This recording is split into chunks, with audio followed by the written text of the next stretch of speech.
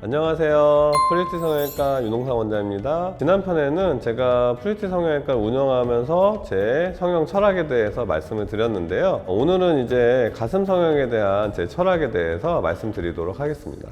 일단은 가슴 성형은 보통 보형물이 들어가는 수술이에요. 그래서 안전하게 이루어져야 됩니다. 보형물이 들어가는 수술은 혹시 모를 염증이나 구형구축 아니면 혈종, 피가 고이는 이런 합병증들을 없이 최대한 수술은 안전하게 진행이 돼야 되고요. 또 전신마취로 진행이 돼야 되니까 일단 가장 중요한 거는 안전하게 수술이 진행되는 게 최우선이라고 생각을 합니다. 가슴 성형을 할 때 어떤 분들은 좀 윗가슴을 채워주세요. 물방울 모양으로 되는 걸로 해주세요. 가슴골도 일자 골을 원하시는 분들이 있고 약간 골이 많이 생기는 걸 싫어하시는 분들이 있어요. 그러니까 원하시는 것들이 다 다르기 때문에 그걸 맞추기가 좀 어려워요. 지금 최근에는 대부분 보형물들이 거의 다 스무스 보형물이기 때문에 이걸 정확하게 예측해서 만드는 게 상당히 까다롭거든요. 근데 다행인 거는 지금 이제 요즘에는 3D 가상 성형을 통해서 제가 대화를 하고서 여기가 이렇게 다르니까 요거에 맞춰서 이렇게 할까 하고 직접 보여드리고 하니까 조금은 더 고객님들 니즈에 맞게 갈 수 있어서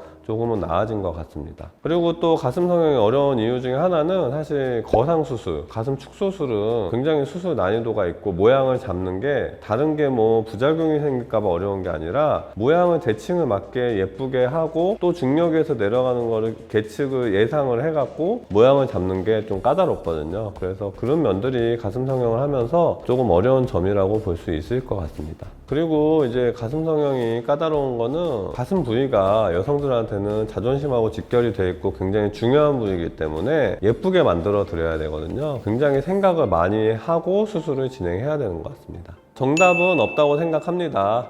결국에는 고객님이 원하시는 가슴이 저희가 추구하는 가장 예쁜 가슴이라고 생각을 해요. 어떤 분들은 이제 수술 안 한 가슴처럼 좀 자연스럽게 약간 살짝 처진 듯한 가슴을 원하시는 분들도 있고 다 고객님들이 원하시는 게 다르기 때문에 원하시는 가슴이 가장 예쁜 가슴이라고 생각을 합니다. 근데 개인적으로 이제 요즘에 상담을 하면서 트렌드를 봤을 때는 대부분의 분들은 일단 옆모양은 수술 안 한 가슴하고 비슷한 모양처럼 이렇게 좀 위에는 좀 부드럽게 내려오고 밑에는 좀 물방울 모양으로 옆모양이 좀 자연스럽게 되는 가슴 모양을 좀 선호하시는 편이고요. 가슴골은 좀 일자골을 원하시는 편이고요. 좀 동그랗고 뽕긋한 모양의 가슴 이런 거를 선호하시는 분들이 좀 많은 것 같은데 실제로는 다 좀 고객님들 니즈가 다르기 때문에 3D 가상 성형을 통해서 저희가 의논을 해서 예쁜 가슴을 만들어가는 게 가장 좋을 것 같습니다. 저는 일단 수술 전에 상담을 굉장히 오래 합니다. 수술 전에 상담을 할 때 사진 촬영을 하고 3D 가상 성형으로 모양을 저 계속 의논하면서 어떤 모양이 예쁠지 만들어 가고 불필요한 수술을 원하시는 분들한테는 그게 안 된다고 여러 번 말씀을 드립니다. 부유방이나 뭐 함몰유두나 유두축소 이런 것들이 필요하지 않은데 그런 걸 원하시는 분들이 있으면 제가 안 된다고 설명을 드려야 되기 때문에 상담 시간이 좀 길어져요. 왜냐면 안 되는 수술은 하면 안 되는 거기 때문에 그렇거든요. 수술을 진행하기 전에 상담할 때 제가 계측을 굉장히 꼼꼼하게 하는 편이라 계측을 하고서 바로 그림을 그리고 끝나는 게 아니고 사진 촬영을 하고 대칭을 확인하고 수술을 들어가게 되기 때문에 세밀하고 꼼꼼하게 디자인을 봐드리는 편이고요. 불필요하게 과도한 양의 수술은 잡지 않습니다. 아까도 말씀드렸지만 일정 N수 이상의 수술은 진행하지 않고 있습니다. 저희 병원의 철학 중에 가장 중요한 거는 굉장히 수술 후에 자주 봬요.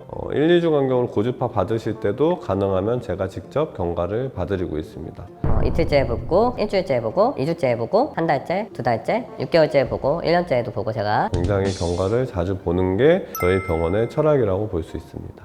그리고 제가 만약에 꼭 체크를 해봐야 되는 경우가 있으시다면 새벽이든 주말이든 저는 언제든지 오픈콜 상태로 대기를 하고 있습니다. 그래서 제가 개원하고 지금 4년 동안 여행을 한번 못 갔어요. 항상 대기 중이라고 생각을 하시면 될 것 같습니다.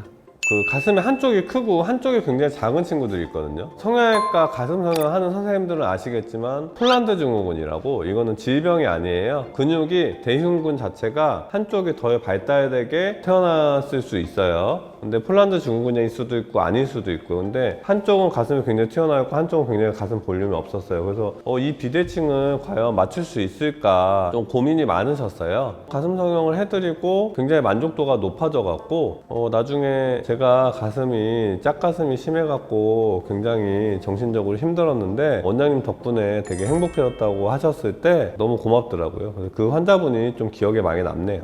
최근에 한 몇 분이 오셨는데요. 가슴이 지금 C에서 D컵이 있어요. 그 가슴 모양도 예쁘거든요.